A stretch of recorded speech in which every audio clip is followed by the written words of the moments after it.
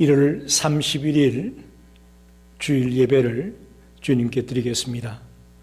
다 함께 묵도하겠습니다. 여호와여, 주께서 나를 보살펴 주셨으므로 나를 아시나이다. 주께서 내가 앉고 일어섬을 아시고 멀리서도 나의 생각을 밝히 아시오며 나의 모든 길과 내가 눕는 것을 살펴보셨으므로 나의 모든 행위를 익히 아시오니 여호와여, 내 혀의 말을 알지 못하시는 것이 하나도 없으시니이다. 주께서 나의 앞뒤를 둘러싸시고 내게 안수하셨나이다. 사랑이 충만하신 하나님, 거룩하신 주일 아침에 주님 앞에 머리 숙여 신령과 진정으로 예배합니다. 살아계신 하나님께서 친히 이 예배 가운데 임재하셔서 홀로 영광 받으시옵소서. 특히 예배 가운데 악의 영들이 방해하지 못하게 하시고 성령께서 강하게 역사하여 주옵소서. 예배의 시종을 주님께 맡기며 예수님의 이름으로 간절히 기도하옵나이다. 아멘. 다 함께 440장 찬송하겠습니다.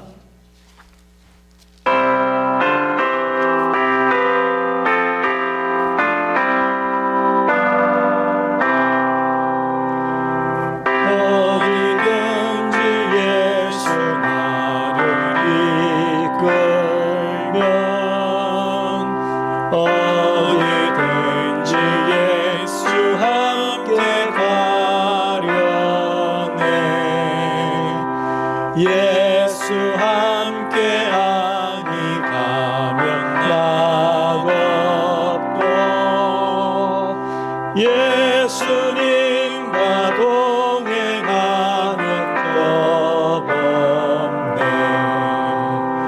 어디를 가든지 겁낼 것 없네. 어디든지 예수 함께 가려네. 세상 친구 모두 나를 떠나도 주와 동행하면 외로움 없겠네. 가는 길이 위태하고 험해도 어디든지 예수 함께 가려네. 어디를 가든지 겁낼 것 없네. 어디든지 예수 함께 가려네. 어두운 검을 나를 에워쌀 때에 주가 함께 계심 믿고 자려네. 죽은 후에 천국에서 깨어나 예수 함께 길이 살리라. 어디를 가든지 겁낼 것 없네. 어디든지 예수 함께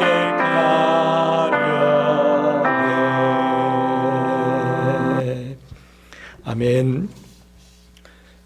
이 시간 함께 기도하겠습니다. 역사의 주인이 되시며 생명의 주인이 되신 하나님, 1월의 마지막 날 아침에 주님 앞에 엎드려 예배합니다. 우리의 경배와 찬양을 홀로 받으시옵소서. 먼저 참회의 기도를 드립니다. 제약된 세상에 살면서 원치 않는 말을 하고 원치 않는 곳에 가야 했으며 원치 않는 일을 행할 때가 너무도 많았습니다. 은혜로 살면서도 내 능력으로 사는 것처럼 교만했고 성령의 가마 안에서 살면서 성령의 열매가 없이 살았습니다. 저희들의 미련함과 무지함을 십자가의 보혈로 용서해 주옵소서. 범사에 감사하라 하신 주님, 팬데믹 시대를 사는 저희들, 내가 조심해서 코로나에 안 걸린 것이 아니고 주님의 은혜와 보호 때문임을 믿고 감사를 드립니다. 새해를 힘차게 출발하고 한 달 동안 열심히 살아올 수 있었던 것도 주님 때문임을 알고 감사를 드립니다. 강추위와 폭설 가운데서도 저희들이 안전하게 지내게 해 주심을 진심으로 감사를 드립니다. 미국을 위해 간구합니다. 주여, 팬데믹으로 40만 명이 넘는 사람이 죽고 지금도 수많은 사람이 중환자실에서 고통 속에 있습니다. 하나님, 한시바삐 이것들로부터 건져 주옵소서. 새롭게 바이든 정부가 들어섰습니다. 대통령이야 위정자들이 하나님을 두려워하며 사람을 사랑하는 그런 일꾼들이 되게 하옵소서.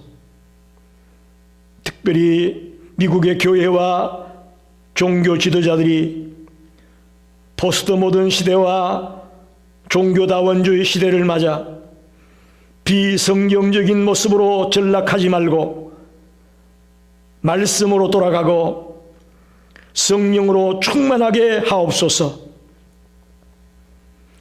시카고 열린 교회를 위해 간구합니다. 작은 예수가 예수를 기르는 교회가 되기 원합니다. 이 교회에 출석하는 모든 성도들이 예수를 닮은 작은 예수가 되게 하옵소서. 질적으로 양적으로 성장하는 교회가 되기 원합니다. 영혼 구원에 전심전력을 기울이는 교회가 되게 하옵소서. 각 가정에서 영상을 통해 예배하는 성도들을 위해 기도합니다.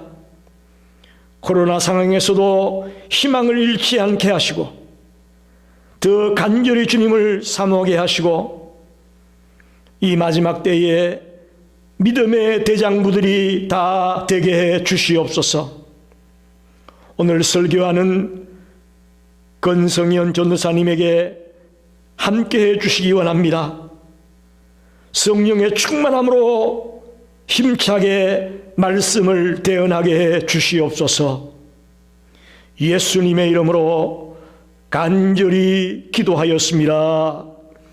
아멘. 하나님의 말씀을 보겠습니다. 요한복음 15장 1절에서 6절까지 말씀입니다. 제가 가진 성경으로는 173페이지입니다. 요한복음 15장 1절로 6절까지 제가 봉독하겠습니다. 나는 참 포도나무요 내 아버지는 농부라. 물은 내게 붙어있어 열매를 맺지 아니하는 가지는 아버지께서 그것을 제거해 버리시고 무릇 열매를 맺는 가지는 더 열매를 맺게 하려 하여 그것을 깨끗하게 하시느니라. 너희는 내가 일러준 말로 이미 깨끗하여졌으니 내 안에 거하라. 나도 너희 안에 거하리라. 가지가 포도나무에 붙어 있지 아니하면 스스로 열매를 맺을 수 없음 같이 너희도 내 안에 있지 아니하면 그러하리라. 나는 포도나무요 너희는 가지라. 그가 내 안에 내가 그 안에 거하면 사람이 열매를 많이 맺나니 나를 떠나서는 너희가 아무것도 할 수 없음이라. 사람이 내 안에 거하지 아니하면 가지처럼 밖에 버려져 마르나니 사람들이 그것을 모아다가 불에 던져 사르느니라. 아멘. 시간 하나님과 동행하는 삶이라는 제목으로 권성현 전도사님 설교해 주시겠습니다.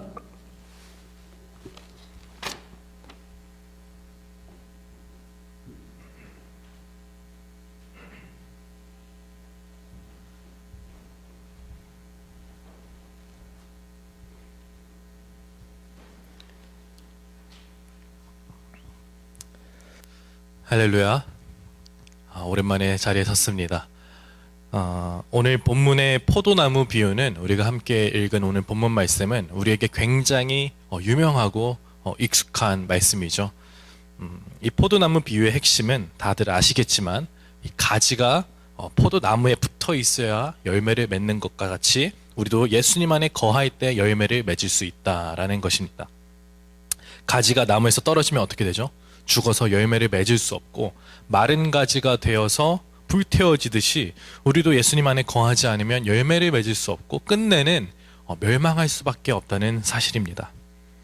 사실 비단 포도나무뿐만 아니라 물은 어떠한 가지라도 본체인 나무에 붙어 있지 않으면요 죽을 수밖에 없어요. 그 이유는 생명과 영향력은 그 본체인 나무로부터 공급받기 때문입니다.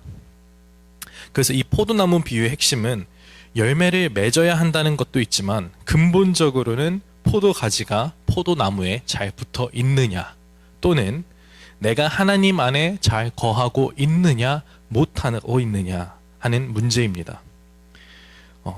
우리가 하나님 안에 거하고 하나님이 우리 안에 거한다라는 이 표현을 조금 달리 영적으로 표현하면 하나님과 동행하는 삶이라고 표현할 수 있을 것 같습니다. 그렇게 우리가 필연적으로 던져야 하는 질문은 그렇다면 과연 나는 하나님과 동행하고 있는가 아닌가 하는 질문이죠. 제가 유튜브 영상을 보다가 강아지 관련된 영상을 우연찮게 하나 봤습니다. 그 영상은 강아지의 분리불안이라는 영상이었는데요. 이 분리불안이라는 증세가 강아지들이 흔히 겪는 질병이라고 하더라고요. 정신적인 증세라고 하는데 이것이 무엇이냐 하냐면 주인이 강아지의 시야에서 사라지거나 집을 나가게 되면 강아지가 그걸로 인해서 불안함을 느낀다는 거예요. 그래서 불안함을 느껴서 하울링을 하거나 뭐 방바닥을 막 계속 긁거나 주인이 올 때까지 아무것도 안 해 식음을 전폐하고 그 문 앞에서 하염없이 기다린다라는 거예요. 이것을 분리불안이라고 하는데 이때 이제 주인이 들어오면 막 미친 듯이 기뻐하고 팔짝팔짝 뛰면서 얼굴을 하얗고 뭐 이렇게 반겨준다고 하더라고요. 저는 이런 강아지들의 분리불안 증세를 보면서 참 동물들에게서도 배울 게 있구나라는 것을 느꼈습니다. 무엇이냐면 개들은 주인과 조금만 떨어져도 그렇게 난리를 피우는데 그렇게 불안해하는데 나는 어찌된 사람인지 하나님과 조금 떨어져도 의식하지 못하고 불편함을 느끼지 못하고 어떻게 이렇게 무감각하게 살아갈 수 있는가라는 생각이 들었어요. 그런 생각이 들면서 이처럼 많은 그리스도인들은 하나님과 동행치 않고 분리된 삶을 살아도 불안해하지 않는 경우를 많이 봅니다. 어쩌면 강아지가 아니라 그리스도인들에게야말로 하나님에 대한 영적인 분리불안이 있어야 되는 것이 아닌가라는 생각이 드는데요.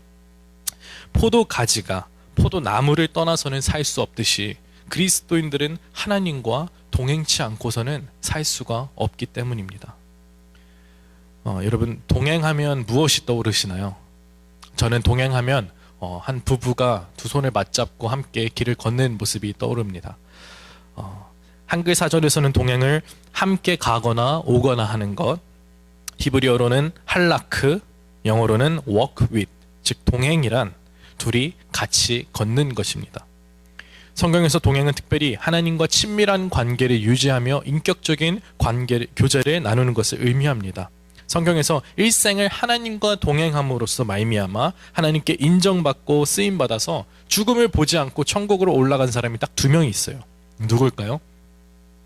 한 명은 에녹이고 다른 한 명은 엘리야입니다. 그 중에서 저는 오늘 에녹을 함께 이야기하고 싶은데요. 창세기 5장에서 나오는 말씀은 에녹이 하나님과 동행하였다고 나와 있어요.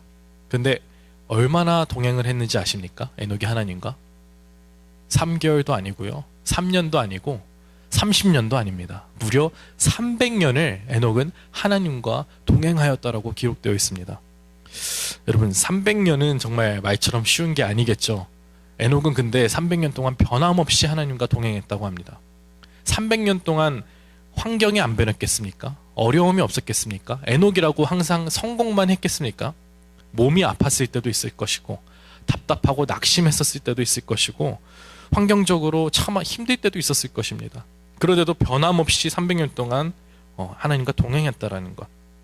어떻게 보면 신앙생활이라는 것은 이런 에녹처럼 변함없이 동행하는 것이 아닌가 생각이 듭니다.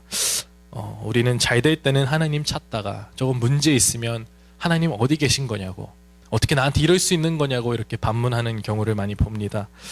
엄밀히 말해서 이런 경우는 우리가 진정한 의미에서 하나님과 동행하고 있다라고 말할 수 없겠죠. 그렇다면 우리는 어떻게 에녹과 같이 하나님과 동행하는 삶을 살 수 있을까요? 또한 오늘날 이 암흑과 같은 마지막 시대에 하나님과 동행한다라는 삶이란 무슨 의미일까요? 저는 크게 2가지로 이것을 정리해 봤습니다. 첫 번째로는 하나님과 동행하는 삶이란 하나님과 같은 생각, 같은 마음, 같은 뜻을 품고 믿음으로 살아내는 것입니다. 아모스 3장 3절에 두 사람이 뜻이 같지 않은데 어찌 동행하겠으며 라는 말씀이 기록되어 있습니다. 즉, 두 사람이 동행하려면 두 사람의 뜻이 같아야 한다는 거예요. 각자의 뜻이 다르면 동행할 수가 당연히 없겠죠. 한 사람은 왼쪽을 가겠다고 하고 한 사람은 오른쪽을 가겠다고 한다면 어떻게 그게 동행이 되겠습니까?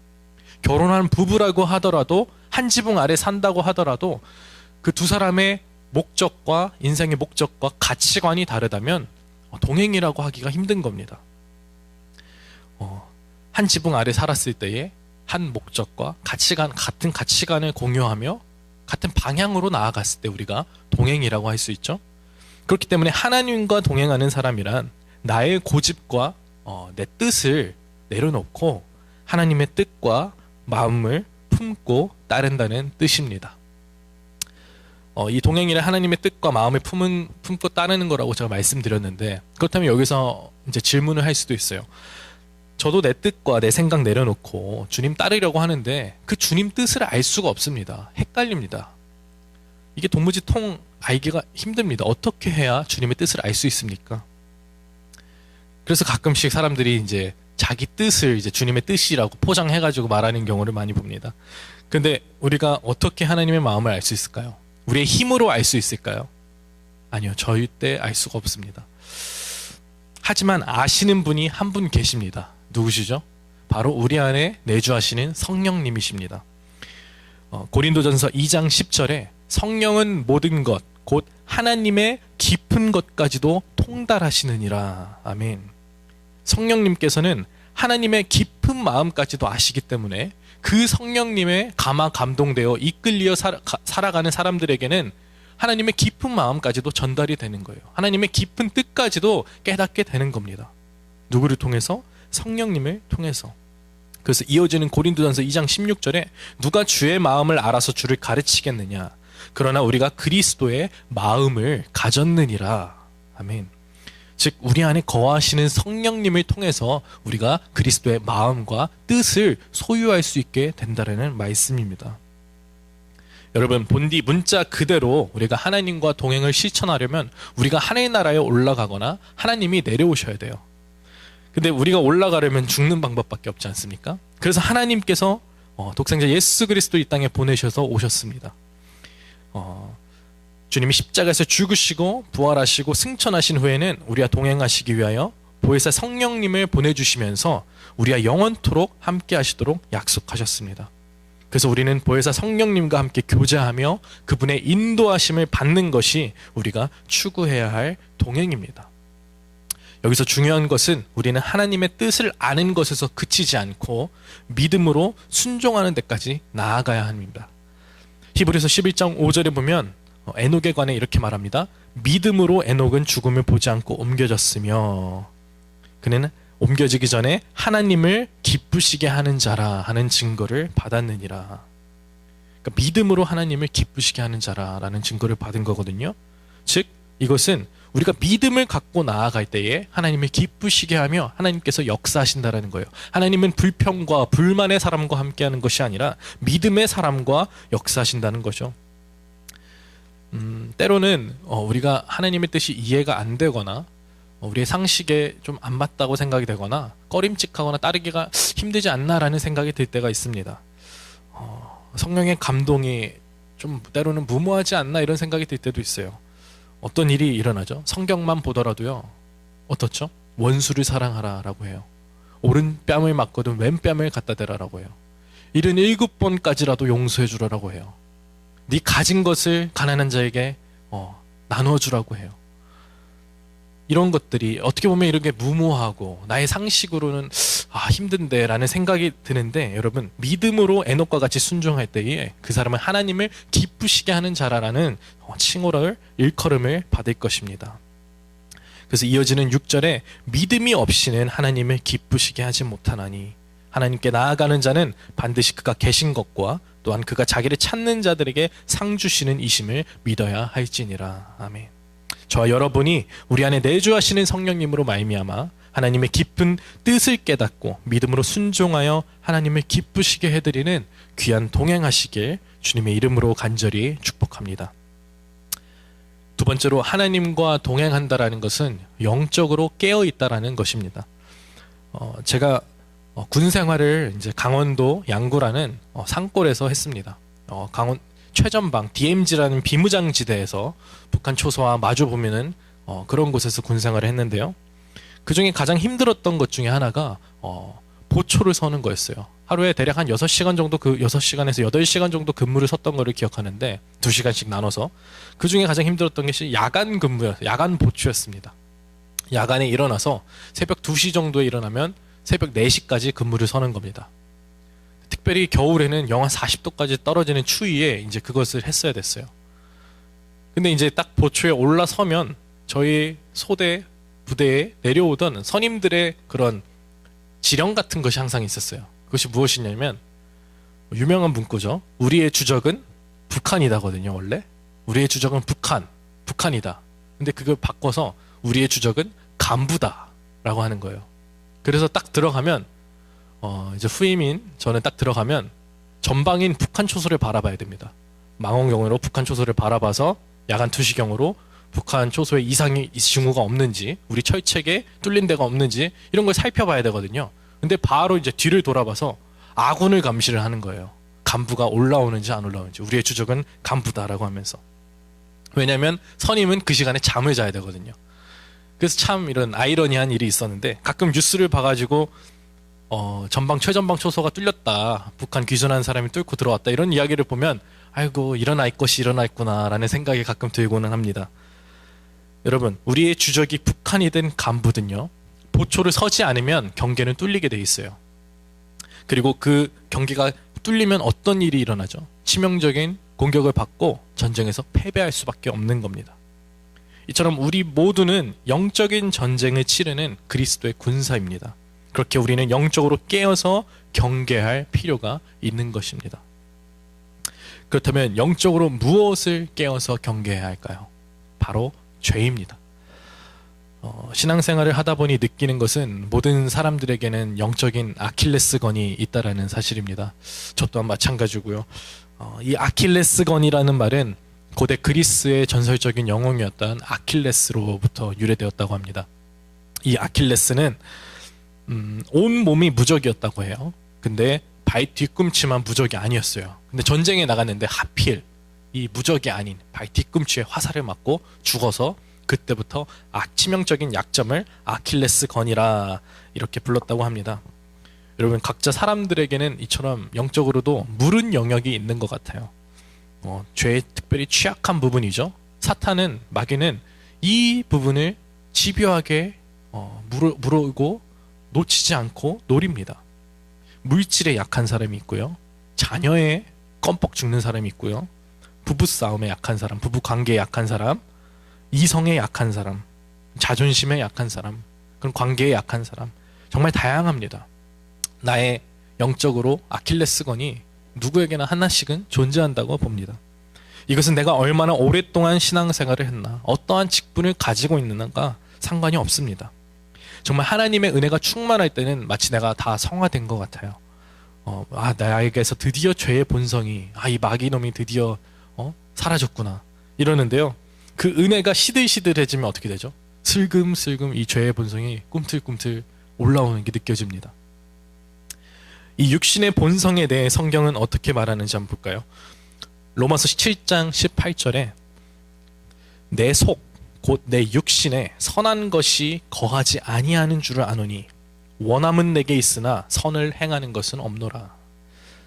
또 8장 7절에 육신의 생각은 하나님과 원수가 되나니 이는 하나님 법에 굴복하지 아니할 뿐만 아니라 할 수도 없음이라. 즉 우리의 본성은 하나님과 관련돼서 선한 것이 없고 죄를 사랑하고 죄에 종된 상태고 하나님보다 땅의 것을 더 사랑하고 심지어는 하나님과의 관계에 있어서 원수의 관계에 있다는 것입니다. 누가? 우리의 본성이. 그래서 어려움이 올 때 두려워하고 낙심하고 짜증내고 하는 것은요, 전형적인 육신의 반응입니다. 혹시 여러분 가운데 환경으로 인해, 주변 상황으로 인해 마음이 어려워지고 약해져 있는 분 계십니까? 자꾸 낙담이 되고 우울하고 힘든 분 계십니까? 그게 우리 본성의 전형적인 반응이라는 겁니다. 로마서 8장 8절에 육신에 있는 자들은 하나님을 기쁘시게 할 수 없느니라 라고 기록되어 있습니다. 육신의 본성에 잠식되어 세상에 끌려다니는 모습이 이와 같은 상태가 영적으로 잠들어 있는 상태인 겁니다. 우리가 거듭났지만 세상 염려, 세상 불평, 이생의 자랑, 안목, 정욕만 추구하고 있다면 정확하게 육신에 잠든 상태입니다. 그렇다면 이제는 깨어나야 합니다. 그 잠든 상태에 있으면요, 어떻게 되죠? 시험에 들고요, 미혹에 들고요, 결국 정결한 그리스도의 신부로서 주님 오실 때를 맞이할 수 없게 됩니다. 그래서 성경은 그와 같이 잠들어 있는 성도들을 향해 깨어 있어야 한다고 지속적으로 경고하고 있습니다. 마태복음 26장 41절에 시험에 들지 않게 깨어 기도하라. 시험에 들지 않게 깨어 기도하라. 마음에는 원이로되 육신이 약하도다. 이 말은 바꿔 말하면 어떻게 되죠? 기도하지 않으면 시험 들 수밖에 없다는 거예요. 깨어 있으라는 것은 구체적으로 말씀으로 내 영을 채우고 기도하라는 의미입니다. 여러분, 어떻게 요즘 기도하고 계십니까? 한다면 어떻게, 얼마나 하고 계십니까? 코로나로 인해서 예배당에 하필 가지 못하니 딱 좋은 핑계다라고 생각하고 예배당 열리면 그때 가서 기도해야지 생각하는 분 계십니까? 우리가 코로나로 예배당에 못 나오더라도 각자의 집에서 골방에 들어가 기도의 시간을 가져야 됩니다. 하물며 우리는 예수님께서도 기도하셨다라는 사실을 기억해야 합니다. 예수님께서도 인간의 몸을 입으셨기 때문에 우리와 똑같은 육신의 본성을 가지고 계셨어요.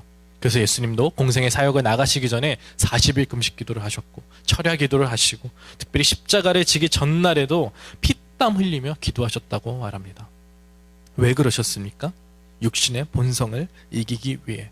즉 육신을 입은 자가 하나님의 일을 감당하고 어려운 시기를 헤쳐나가고 승리하는 비결은요, 기도함으로써 하나님의 얼굴을 구하고 하나님의 능력을 얻는 것 외에는 다른 방법이 없는 것입니다.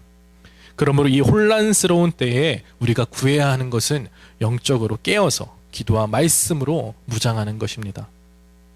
이렇게 영적으로 깨어있을 때에 나타나는 특징이 있습니다.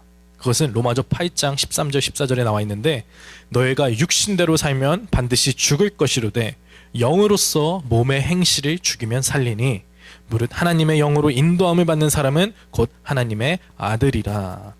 하나님과 동행하는 삶, 영적으로 깨어있다라는 것은 영으로서 몸의 행실을 죽이는 겁니다. 우리가 성령의 충만함을 받고 성령의 지배함을 받고 육체를 다스리고 육체의 소욕을 십자가에 못 박음으로써 승리를 쟁취하는 겁니다. 근데 만약 우리가 충분히 기도하지 않고요, 그저 내 힘과 정신이나 경험으로 버티는 경우에는요, 이게 힘들어요. 결국은 끌려가게 돼 있고 결국은 질 수밖에 없는 싸움입니다. 그러나 내 속에 성령의 충만함, 이것이 풍성하면 죄를 이기는 능력이, 몸을 죽이는 능력이, 세상을 이기는 능력이 주어지는 줄 믿습니다. 즉 성령의 충만함을 받는 상태를 유지하면 저절로 영적인 승리가 우리에게 주어진다라는 사실입니다. 말씀 정리하겠습니다. 포도가지가 포도나무에 거하여만 열매를 맺듯이 우리도 하나님 안에 거하고 하나님이 우리 안에 거하여만 열매를 맺습니다. 영적인 표현으로 이것은 하나님과 동행하는 삶이라고 할 수 있습니다. 하나님과 동행하는 삶이란 첫째로 하나님과 같은 생각, 같은 마음, 같은 뜻을 품고 믿음으로 살아내는 것이요. 둘째로는 영적으로 깨어 말씀과 기도로 성령 충만함을 유지하는 것입니다. 그렇게 우리는 지속적으로 점검해야 합니다. 내 삶과 내 가정 가운데의 말씀이 충만한가? 기도가 충만한가? 아니면 형식적으로 5분, 10분 뚫어지지 않는 그런 맥없는 기도를 유지하고 있지 않은가? 나는 영적으로 잠든 상태인가 아닌가? 사랑하는 성도 여러분, 우리는 날마다 기도와 말씀으로 성령의 기름 부으심이 있어야만 승리한다는 사실을 잊지 말아야 할 것입니다. 그러면 어떠한 시험이 와도 승리합니다. 경험, 지식, 물질, 사람에 의존하는 것이 아니라 겸손히 주님과 동행하는 순결한 신부가 승리합니다. 무엇이 승리이며 성공입니까? 사업 잘 되는 것이 성공이 아니고요. 자녀가 출세하는 것이 성공이 아니고요. 내가 건강한 것이 성공이 아닙니다. 사업 잘 돼도 자녀가 출세해도 건강해도요, 거기에 말씀과 기도가 없으면 실패하는 겁니다. 진짜 성공은 하나님의 말씀이 내 인생에, 내 가정에, 그리고 내 자녀 위에 굳건하게 세워지는 것입니다. 그렇게 되었을 때에 성령의 충만함에 이끌려 영으로서 육을 죽이고 믿음으로 하나님을 기쁘시게 하며 하나님과 동행하는 성도님들이 되시리라 믿습니다. 이 은혜가 저와 여러분에게 이루어지길 주님의 이름으로 간절히 축복합니다. 함께 기도하겠습니다. 오직 여호와를 앙망하는 자는 새 힘을 얻으리니 독수리의 날개치며 올라감 같을 것이요 다른 박질하여도 곤비치 아니하겠고 걸어가도 피곤치 아니하리로다. 오늘도 우리 안에 거하시며 이끄시는 하나님, 우리는 모두 양 같아서 각기 제 길로 살아왔던 무지한 죄인들임을 고백합니다. 우리의 육체적인 본성은 너무 악하여 선한 것을 찾아볼 수 없습니다. 그러나 주님, 이 시간 다시 한번 주님의 얼굴을 구합니다. 주님의 능력을 구합니다. 주님, 이 힘든 시기에 우리의 마음이 세상에 젖어 있고 육신의 죄악에 물들어 있습니다. 주님의 피로 우리를 정결하게 씻어주시고 기도의 불씨를 일으켜 주시옵소서. 우리의 삶 속에서 말씀과 기도가 살아나게 하여 주시옵소서. 그래서 지치고 혼미했던 우리의 영혼과 생각이 이 시대를 분별하고 승리하게 하여 주옵소서. 우리의 잠들어 있는 영혼이 깨어나게 하옵소서. 그리하여 마지막 때를 살아가는 이 시대에 주님과 동행했던 에녹처럼 우리의 삶 속에서 믿음으로 순종하며 주님을 기쁘시게 하는 주님의 자녀들이 되게 하옵소서. 감사드리며 이 모든 말씀 우리 주 예수 그리스도의 이름으로 기도드렸습니다. 아멘.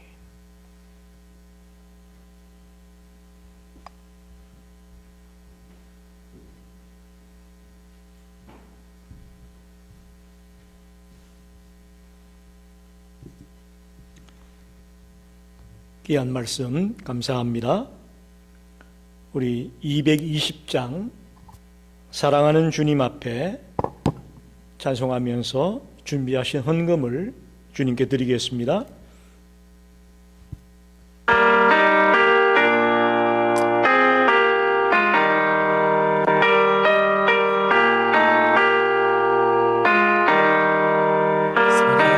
사랑하는 주님 앞에 형제자매 한자리에 크신 은혜 생각하며 즐거운 찬송 부르네.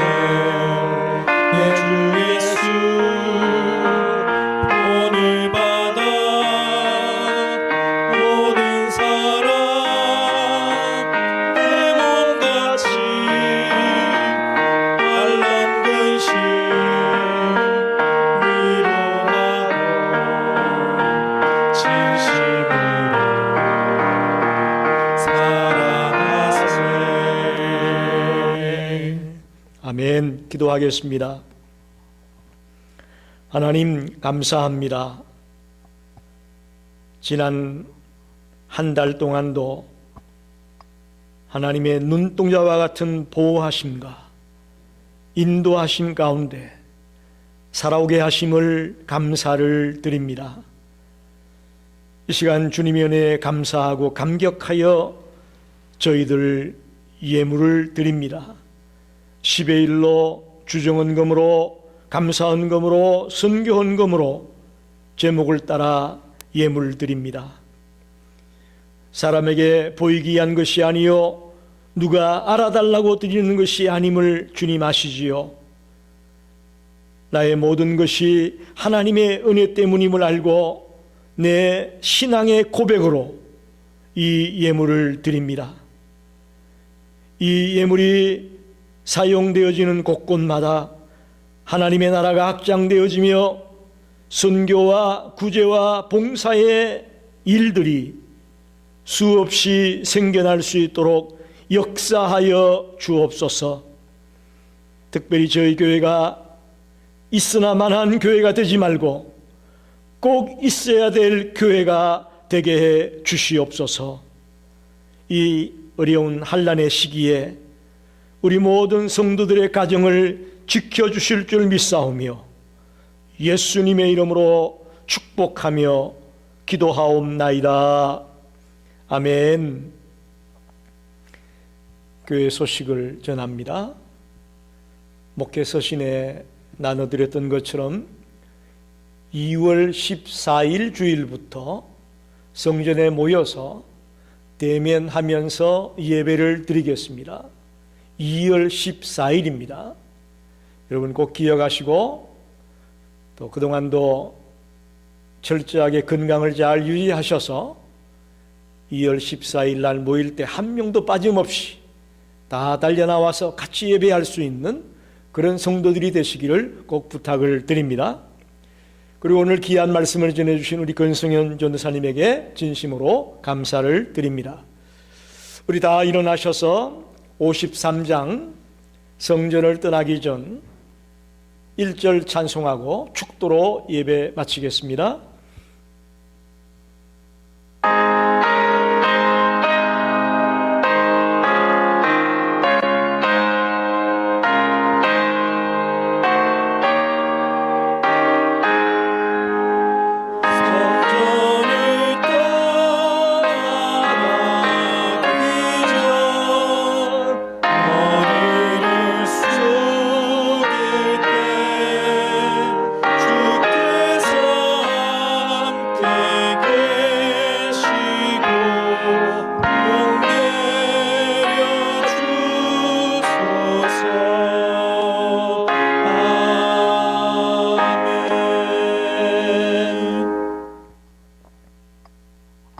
지금은 온 인류의 구주가 되시는 예수 그리스도의 은혜와 하나님 아버지의 무한하신 사랑하심과 보혜사 성령님의 감동, 감화, 역사, 인도하심이 오늘 하나님과 동행하는 삶을 살아야 되겠다고 결단하며 돌아가는 우리 모든 성도들 머리 위에 이제로부터 영원토록 함께 계시기를 간절히 축원하옵나이다. 아멘.